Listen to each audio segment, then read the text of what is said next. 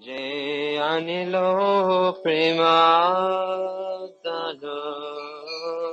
karma kacho.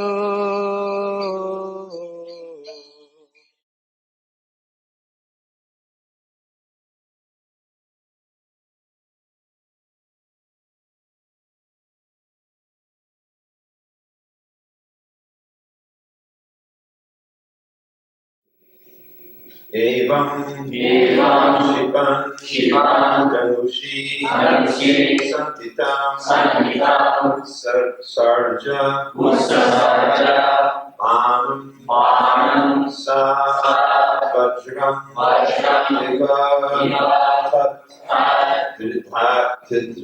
Dridayam Vibheda So Sri Vaman Dasa Ukar Nipata Vimana Dadi Janpati Jani Supritiva Riktaha Evam Shipam Danushi Sanditam Utsasarja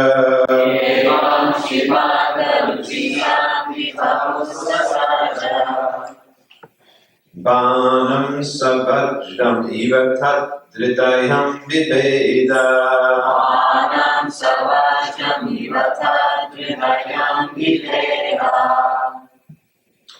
So Srigvaman Dasha Mukarniya Patat Vimana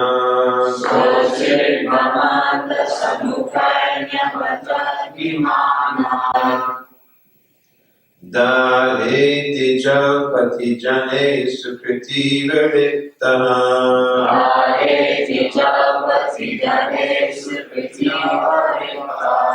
Evam Shipam Danushi Sanditam Utsasarja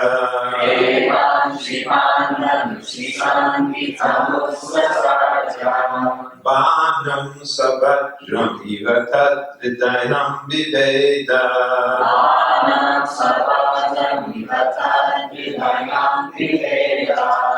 So Sri Vaman Dashamukar Nyapatat Bhaktimana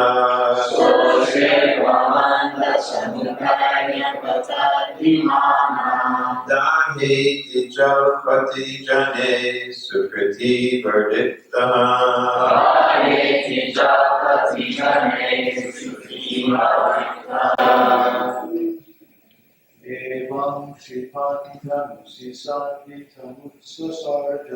Evam Shipandhanusi Sanditamutsasarja Vanam Savajramidathat Hridayam Vibheda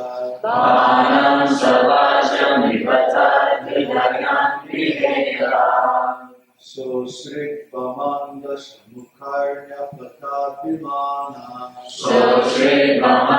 Samukharya Patabhimana Heti Jalpati Jane Sukriti Varittaha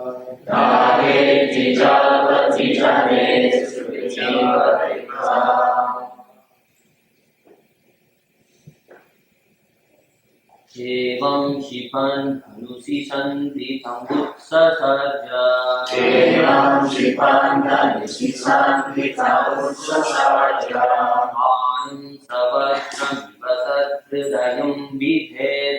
Anam Savajram Vivatat Hridayam Vibheda Sritmaman Dashamukainya Patat Vimana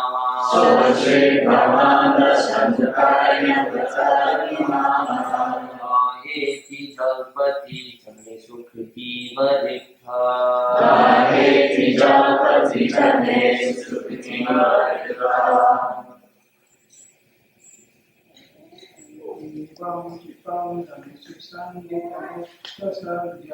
Evam Shipandhanusi Sanditamutsasarja Anam Savajramidathat Anam savacham nivata vidayam viveda.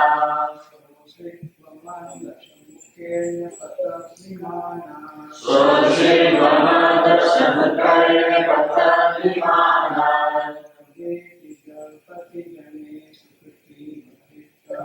Rageti japati jane sukriti varika. Evam sipantam sisadidam utsasarja. Evam sipantam sisanditam utsasarja.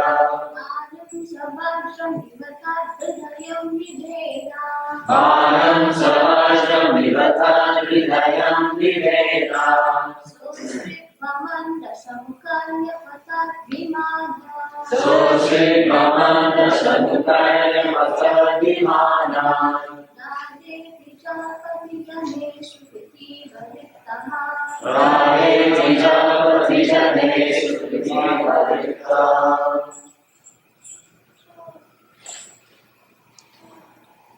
Evam, in this way, Shipan, chastising Ravana, Danushi, on the bow, Sanditam, fixed an arrow, Utsasarja,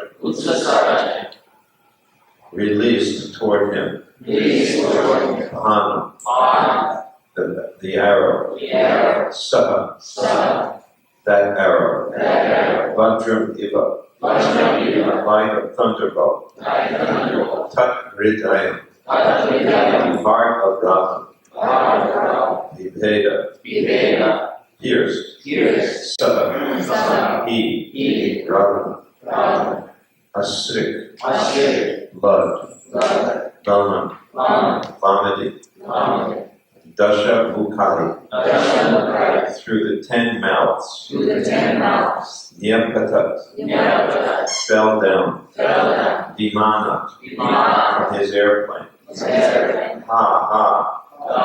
alas, what happened? Iti, thus, Jalpati, roaring, Jane, and all the people present there, Sukriti, Eva, like a pious man, Riktaha, when the results of his pious activities are finished. Translation and purport by Srila Prabhupada. After thus rebuking Ravana, Lord Ramachandra fixed an arrow to his bow, aimed at Ravana, and released the arrow, which pierced Ravana's heart like a thunderbolt. Upon seeing this, Ravana's followers raised a tumultuous sound, crying, "Alas, alas! What has happened? What has happened?" As Ravana, vomiting blood from his 10 mouths, fell from his airplane, just as a pious man falls to earth from the heavenly planets when the results of his pious activities are exhausted. Purport. In Bhagavad Gita 9:21 it says, Shine Punya Martya Lokam Vishanti. When the results of their pious activities are exhausted,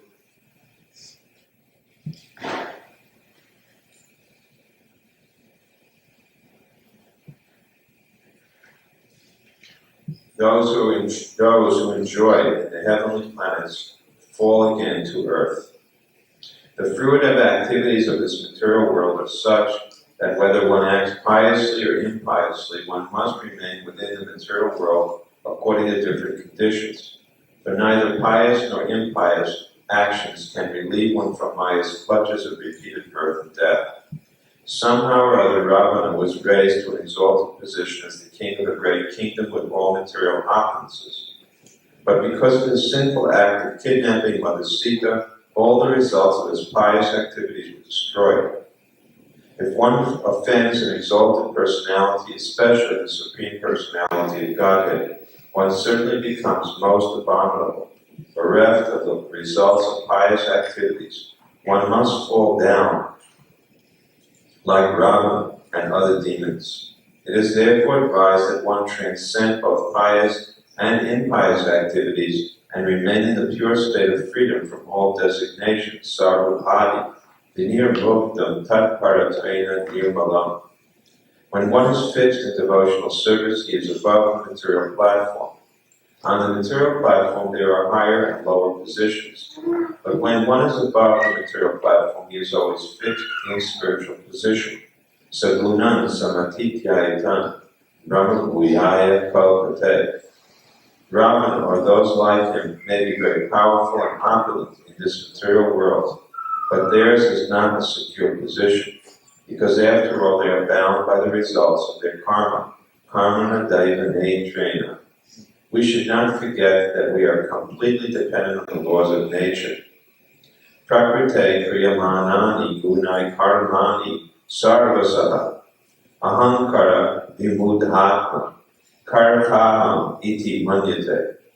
The bewildered spirit soul, under the guidance of the three modes of material nature, thinks himself a doer of activities that are in actuality carried out by nature. Bhagavad Gita 3:27.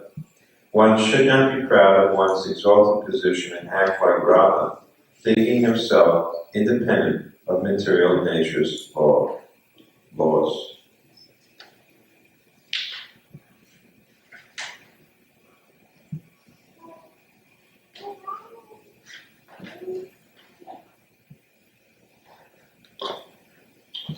Some previous text, just to catch the mood. Angada and other commanders of the soldiers around faced the elephants, infantry, horses, and chariots of the enemy and hurled against them big trees, mountain peaks, and clubs and arrows. Thus the soldiers of Lord Rama killed Ravana's soldiers who had lost all good fortune, because Ravana had been condemned by the anger of Mother Sita. Thereafter, when Ravana, the king of the Rakshasas, observed that the soldiers had been lost, he was extremely angry. Thus he mounted his airplane, which was decorated with flowers, and proceeded towards Lord Rama, who sat on the effulgent chariot brought by Mantali, the chariot driver of Indra. Then Ravana struck Lord Rama with sharp arrows.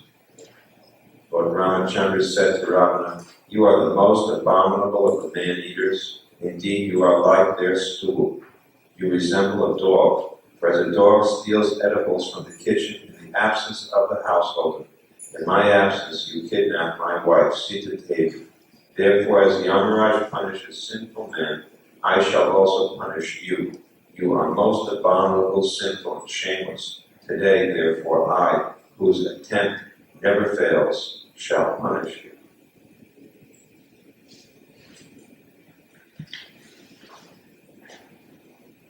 So we are celebrating today the victory of Lord Rama over the demoniac Ravana and his followers. This narration of the glories of Lord Ramachandra has captured the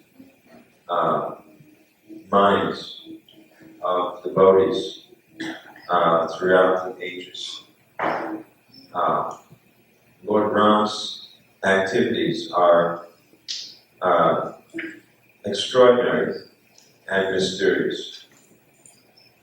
Certainly they are extraordinary in the sense that the demon Ravana was 10-headed.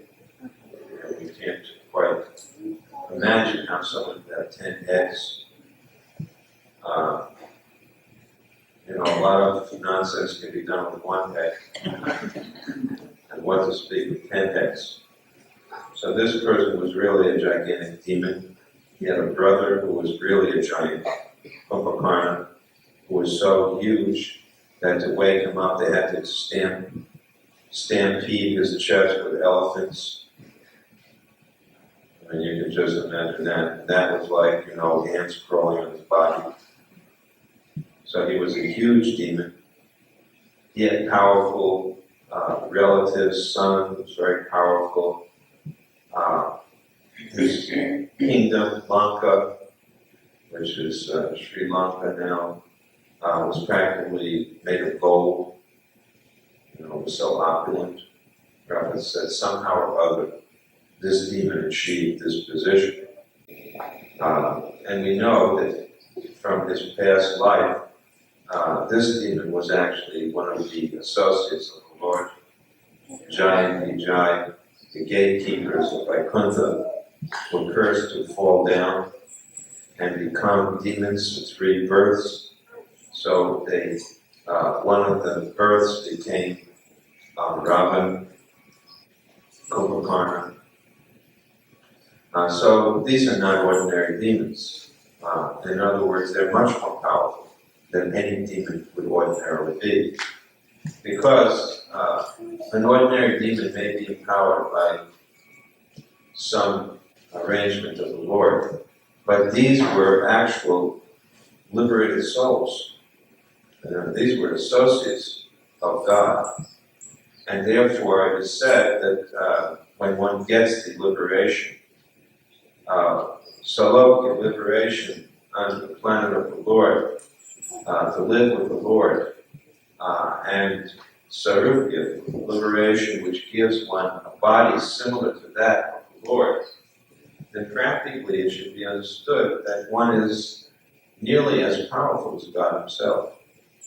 Of course, with certain limitations.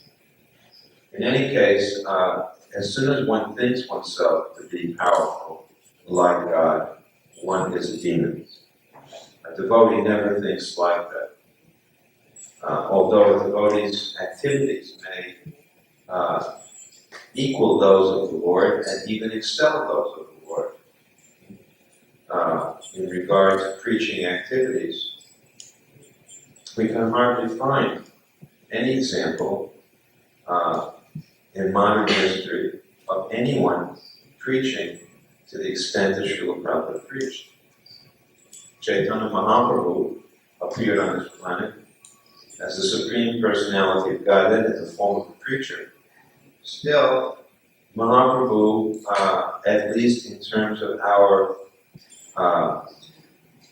ordinary conception, preached with an Indian, although Shastra says that he liberated the universe by the effect of his preaching.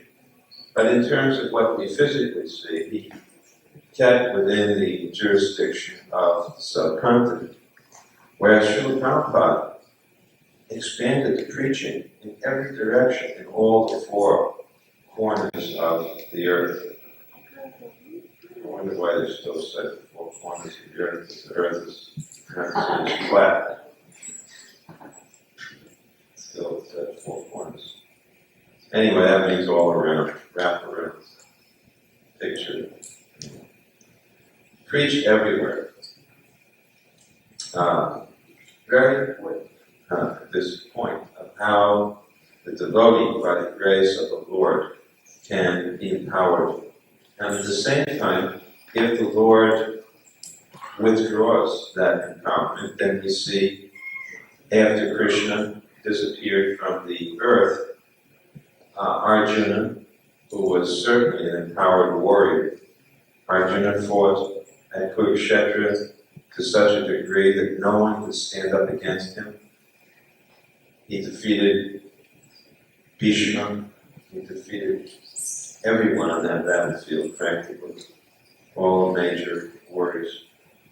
But he could not, after Krishna left this world, he could not pick up that bow, Gandiva, and his arrows and find within them the same strength. He said, my arms, these arms which could throw thousands and thousands of arrows, can't even defend against some villagers who attacked. He was taking the queens of Krishna to protection. He couldn't protect them. Of course, again, that was a pastime, but the point being that a devotee always knows that his strength is coming from Krishna and never thinks himself equal. Krishna says in Gita, no one is equal to me, no one is superior to me. And the devotee certainly does not feel himself equal, but a demon does. A demon misunderstands that this world is not property of God, but is his own property, and so tries to enjoy it. And the personification of the energy of God is the pleasure potency of the Lord, who in this case is Srimati Sita Devi. Every time we see an appearance of the Lord, we know that he is accompanied by his consort. And so Ramachandra was accompanied by his general consort, Sita Devi. They are eternal. They appear and disappear at their sweet will, but they're eternal. Nice drama done by the great poet and dramatist Bhagavati. Uttaramacharita shows that after Sita entered into the earth, at the end of the drama, the dramatist reunites Sita and Rama. And although we don't see that pastime in the Ramayana, nevertheless, the poet is telling us a philosophical truth by this dramatic display, namely that the Lord and his consort are never separate. If we ever see Krishna without Radha, we should understand that Radha is there. Just like sometimes Prabhupada gave the name of the deity, Radha Partha Sarati. And someone may wonder, well, how can there be a Radha Partha Sarati? I don't see on the battlefield of Kurukshetra, Krishna's chariot, any sign of Radharani. But Prabhupada named the deity Radha Partha Sarati. We know, however, that Prabhupada explained that the pleasure potency of the Lord is either manifest or not, but is always with the Lord. In other words, the Lord enjoys his pleasure potency within. So even if externally we do not see the pleasure potency, we understand that she is within the Lord. Because the Lord is never separated from his internal potency. He's separated from his external potency, Maya. The Brahma Samhita says that Maya remains at a great distance from the Lord and feels ashamed to come before the Lord. Similarly, the Lord may be temporarily separated from his marginal potency, the living entities, just like we are all now in our various conditions of separation. Some of us very far, some of us not so far, but we feel ourselves separated from the Lord. But the pleasure of potency, the internal energy of the Lord, is never separate. In other words, although it appears that Krishna leaves Vrindavan, he does not do so. And although it appears that the devotees of Krishna are feeling intense separation due to his having left, in truth, they are always united. And that is actually the message that Krishna sent to devotees. We can never be separated. So we are meant to be reconciled by this understanding. It is our ignorance which causes us to think that we are now separated from God. In regard to the discussion about the fall down of the living entity from the spiritual world, how could anyone fall from a state of perfection? Prabhupada answers that actually we are always with Krishna, but we think that we are not. And that is our bewilderment. That this fall down is a type of separation which is due to our confusion. But in actuality, Prabhupada said, we are always with Krishna. But we think that we are not.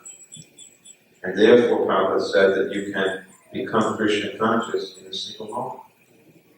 You can be united with Krishna in a single moment, providing that you revive your Krishna consciousness. So in order to help us to revive our Krishna consciousness, the Lord appears and performs wonderful activities. Janma, karma, janma, yogam, veditattva, tyakta, deyam, punarjanma, 90, so, what is it? I'm sorry. Anyone who remembers these wonderful, extraordinary pastimes becomes liberated. And so Krishna chooses many different incarnations just to attract us. And the incarnation of Rama, Ramadi Murteshu Kalani Aminatishtam. Ram is an avatar of Krishna. Again, this is something which often is confused. Das avatar, we have heard here, there are 10 avatars of Vishnu. But the Gaudiya Vaishnavas believe Krishna is the avatari, non-Vishnu or Narayan. In other words, we see that all the avatars originate from Krishna. Krishna is Sarva Karana Karanam, Govindam Adi Purusham. Sarva Karana Karanam. Krishna is the cause of all causes. He is the source of all the avatars. Rama, Murteshu, Kalan, Tishdana, Mahavatar, Ganesha, Kinto, Krishna, Sayam Samabhavat, Parama, Kuman, Govindam, Tamaham, he's Swayam Bhagavan. This is the governing principle which dictates over all the rest of the Srimad Bhagavatam. This Ekecham Sakala Humsa Krishna Stu Bhagavan Swami. Srila Jiva Goswami said, that verse, Swayam Krishna, Swayam Bhagavan Krishna, this topic, that Krishna is the original personality of Godhead, that subject governs the rest of the Srimad Bhagavatam. Paribhasha Sutra. It is a sutra, a one codified statement which embraces and governs all the other texts of this literature. In fact, we can practically say it is the governing principle of all of our philosophy. Krishna is the Supreme Personality of God. Everything comes from that. Everything follows. If you think about everything, what follows from that is that if Krishna is the Supreme Personality of God, everything is subordinate to Him, everything is His energy. That everyone is meant to serve Him because He's the Supreme Master. That happiness and pleasure comes from serving Him. That misery comes from forgetting Him. The whole philosophy can be expanded from the single point of Krishna is the Supreme Personality of God. It's the governing principle. And so Ramachandra is the Supreme Personality of God. And Ram and Narsinga are considered to be, of all the avatars, the most important. These two are singled out. I believe by Parasarabhu in one commentary of the Padma Purana. Again, Jiva Goswami mentions this, that these two are especially powerful and complete. Nevertheless, Krishna has got the edge. Always Krishna has the edge. In Bhakti Rasamrita Sindhu, Jiva Goswami mentions 4 qualities of Krishna which make him outstanding, even that no other avatar has. His flute playing, his beauty, his special devotees who love him in unparalleled ways, and his pastimes with them. These 4 qualities make Krishna outstanding. Ramachandra, however, exhibits qualities which have captured the mind, certainly, of the people of India, and wherever else he's been. His pastimes have been heard. No one quite shows the qualities of faithfulness to a father, to a wife, to his subjects, as Ram does. He is the outstanding son, he is the outstanding husband, and he is the outstanding ruler. I think these 3 especially endear him to the people, because traditionally people really appreciate it when children serve their parents. So to be an outstanding son, a model or role model was very important. Who could be a better role model than God? So he showed the example of how to carry out the order of his father. Although there was no reason to do so, he didn't have to. skill, because his father had promised, two promises to one of his queens, he kept his word, kept his father's word. Similarly, for a slight desire on the part of Sita, Rama was put to so much trouble, and to show how important it is to give protection to one's wife, Rama went to great length, not only killing Ravana, not only killing all of his soldiers, practically destroying his whole kingdom, simply because his wife, Sita, was insulted. So, the ideal example of a husband. And then again, when the population, the citizens began to talk, then he separated himself from Sita, banished Sita, even though again there was no reason to do so, but to show an example. Interesting that he did not give up his rulership, but he did. Nobody said you have to stop being king. They just said, how could you accept back Sita? But of course we know Sita was never contaminated. Our explanation in our tradition is that Agni protected Sita. They took Sita, and then the Maya Sita, an illusionary Sita, was picked up by Rama. And there are different types of other explanations given in other traditions about how Sita was kept chaste. So, these three things that exemplify outstanding qualities. And on the other hand, Krishna doesn't show such qualities quite the same way. We don't know Krishna particularly because of his being the outstanding son, although in one sense he was. But then again, you could say, well, Krishna gave unlimited anxiety to Yasoda and Nanda. He was extremely naughty. Krishna put Yasoda and Nanda into tremendous agony when he left. He never came back. Krishna Krishna, you could say, well, he was a pretty exemplary husband, but Ram had only one wife, so people would say Krishna had so many. A woman would more prefer that her husband only has her. And as far as being a ideal king, he was quite ideal. Although he had to move his kingdom off of India into the ocean, because constantly there was attacks made on his kingdom.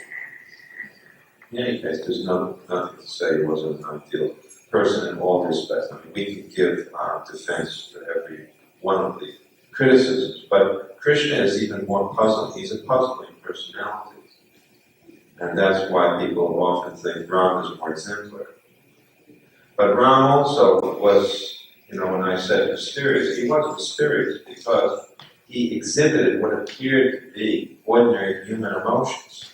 When he saw his wife had been stolen, he began to lament and acted like an ordinary attached husband would act. So it was certainly mysterious. This is what makes God more lovable, that he's almost like a human. If he was not at all like a human, there would be no charm to his pastimes. But the sense that at any moment he can exhibit emotions which are similar to ours makes us feel very close to him. This is the word incarnation. The word incarnate, what does it mean? To take on a body. Although it's not exactly like a body like ours. We know that within, it is described that Vishnu's body has no veins. So, it's not a body like ours. Krishna's body doesn't grow gray hairs. We don't read about so many things which ordinarily befall the ordinary types of mundane bodies. Krishna's body is transcendental, Rama's body is transcendental. Still, they show signs which make us feel that we have to, like Yasoda does. She prays by putting on tilak, just like a mother applies tilak to her child and says names of Vishnu for protection of her child. Yasoda put tilaks on the body of Krishna, praying to Narayan to protect her son. And, the cowherd boys wrestle with Krishna, and even Ravana fights with Krishna. So there are so many examples of how these pastimes become more dear because of their being almost human. I mean, this is an incarnation. The Lord incarnates. So we celebrate this day, a very special day, when Ravana was conquered by Rama, and mentioning how Prabhupada mentions in the commentary, purport, how the monkeys didn't have all kinds of weapons. All they had was stones and trees. And Ravana's forces had all kinds of modern weaponry. The only two persons who had any real weapons were Rama and Lakshmana. Yet the monkeys defeated the soldiers of Rama. Prabhupada says there's two types of strength, one which is material and one which is spiritual. And a devotee possesses spiritual strength by which he can conquer his enemies.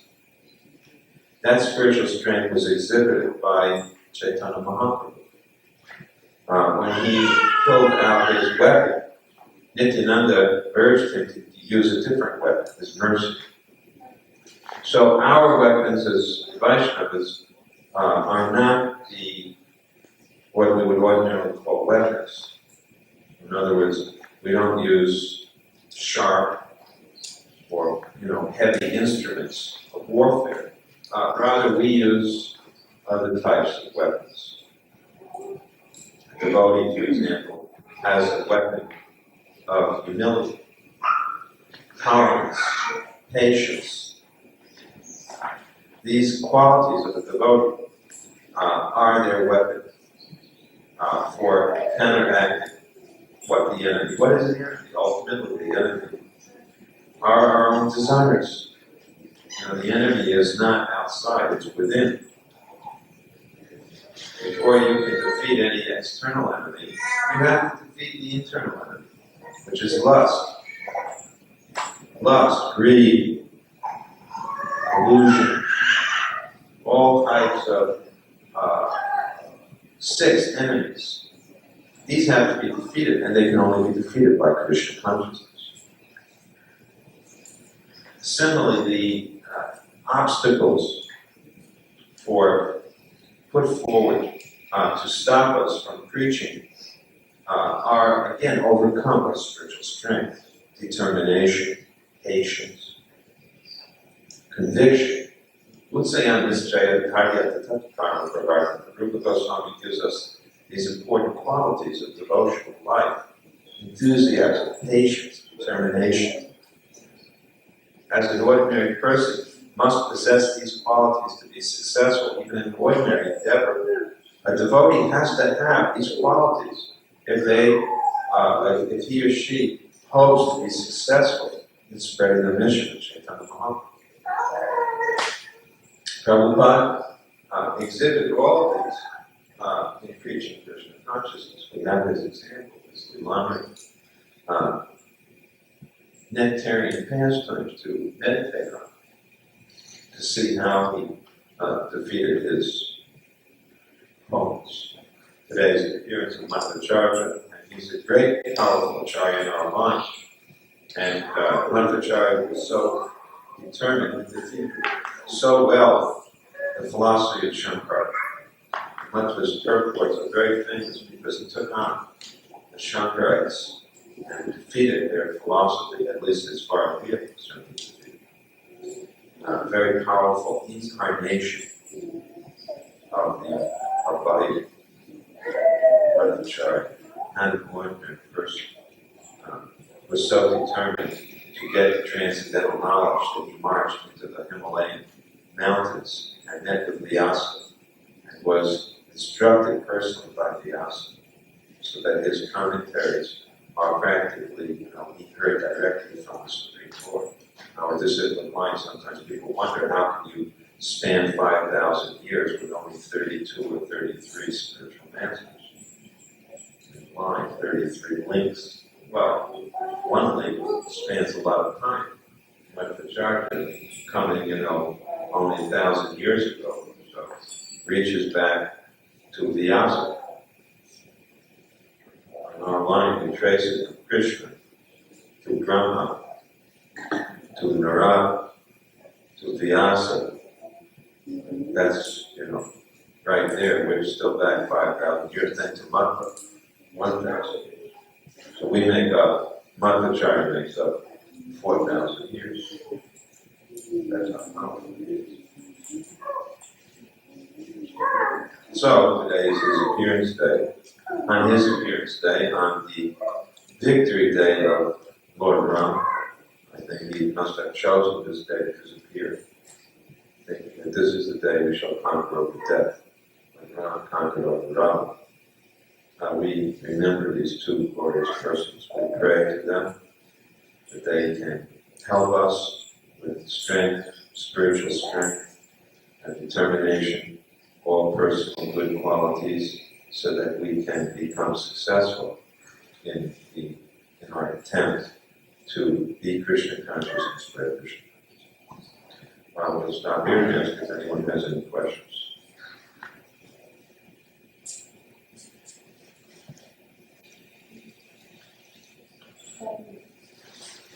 Good, no questions. Thank you very much. We'll stop then, and everybody can go and take the sun. Prabhupada ki, Shri Ramchandra Bhagavan ki, Shri Madhvacarya ki, Gaur Premanandi.